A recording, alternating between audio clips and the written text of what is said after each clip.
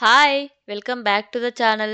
'Recurve securities limited' ఈ company 1995లో start చేశారండి. వీళ్ళు ఫినాన్షియల్ సర్వీసెస్‌ని ప్రొవైడ్ చేస్తుంటారు క్లయింట్స్‌కి. ఈ స్టాక్ ఎక్స్‌చేంజ్‌లో జరిగే ఆల్ బ్రోకరేజ్ సర్వీసెస్‌ని ప్రొవైడ్ చేస్తారు. లైక్ ఆ పర్టిక్యులర్ స్టాక్ బయింగ్, సెల్లింగ్ ఎలా చేయాలి అండ్ వీటితో పాటుగా ట్రేడింగ్ సర్వీసెస్‌ని కూడా ప్రొవైడ్ చేస్తారు. ఇంట్రాడే ట్రేడింగ్ అని, ఫ్యూచర్ ఆప్షన్స్ అని, ఈక్విటీ బ్రోకింగ్ అని ఇలాంటి సర్వీసెస్‌ని ప్రొవైడ్ చేస్తారండి. నెక్స్ట్ వచ్చేసి మల్టీ కమోడిటీ ఎక్స్‌చేంజ్‌కి సంబంధించిన డెరివేటివ్ అండ్ కమోడిటీ ట్రేడింగ్ సర్వీసెస్‌తో పాటు ఐపీఓలో ఎలా పార్టిసిపేట్ చేయాలి అండ్ డీమ్యాట్ అకౌంట్ యొక్క సర్వీసెస్ కూడా ప్రొవైడ్ చేస్తున్నారు. అండ్ వీటితో పాటుగా మ్యూచువల్ ఫండ్స్ అడ్వైజరీ ప్రొవైడ్ చేస్తారు. అండ్ మార్కెట్ మేకింగ్ సర్వీసెస్ అంటే ఐపీఓ లిస్ట్ అయిన తర్వాత ఆ పర్టిక్యులర్ కంపెనీ యొక్క షేర్స్ సర్టెన్ ప్రైస్‌లో బై అండ్ సెల్ జరిగేలాగా వీళ్ళు సర్వీసెస్‌ని ప్రొవైడ్ చేయడంతో పాటు వీళ్ళ ఓన్ మనీని కూడా ఆ పర్టిక్యులర్ కంపెనీస్‌లో ఇన్వెస్ట్ చేసి వాటి ద్వారా కూడా రెవెన్యూ అయితే జనరేట్ చేస్తున్నారండి. ఈ పర్టిక్యులర్ మార్కెట్ మేకింగ్ సర్వీసెస్‌కి సంబంధించిన ఇన్వెస్ట్‌మెంట్ 2025కి 146 క్రోర్స్‌కి రీచ్ అయ్యేలాగా అండ్ 2026 కంతా 162 క్రోర్స్‌కి రీచ్ అయ్యేలాగా మా బిజినెస్‌ని ఎక్స్‌పాండ్ చేస్తున్నామనైతే చెప్తున్నారండి. నెక్స్ట్ ఈ కంపెనీ ప్రొవైడ్ చేసే సర్వీసెస్ వైస్‌గా రెవెన్యూ చూసినట్లయితే ట్రేడింగ్ ఇన్‌కమ్ అండ్ ఈ ఎఫ్&ఓ ట్రేడింగ్ ఇన్‌కమ్ నుంచి వీళ్ళకి ఎక్కువ పర్సెంటేజ్ ఆఫ్ రెవెన్యూ వస్తుందండి. ట్రేడింగ్ ఇన్‌కమ్ నుంచి 49 అండ్ ఎఫ్&ఓ నుంచి వీళ్ళకి 41% అయితే రెవెన్యూ వస్తుంది.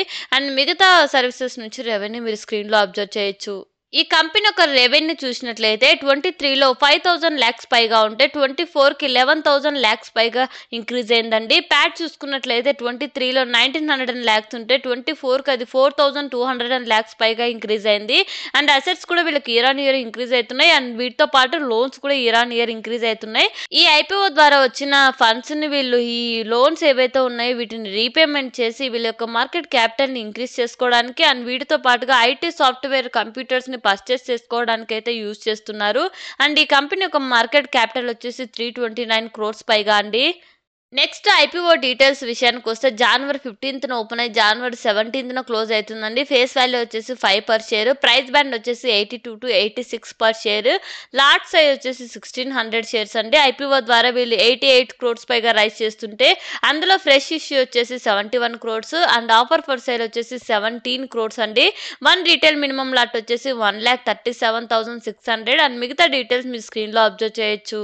నెక్స్ట్ పియర్స్‌తో కంపేర్ చేస్తే in terms of revenue peers యొక్క కంపెనీస్ బెటర్‌గా పెర్ఫార్మ్ చేసినప్పటికీ ఇన్ టర్మ్స్ ఆఫ్ మార్జిన్ ప్రకారంగా రికవ్ బెటర్‌గా పెర్ఫార్మ్ చేస్తుందండి. అండ్ వీటితో పాటుగా పియర్స్‌తో కంపేర్ చేసి చూసినప్పటికీ వీళ్ళు లోయర్ వాల్యుయేషన్‌లోనే ఐపీఓని కోట్ చేస్తున్నారు.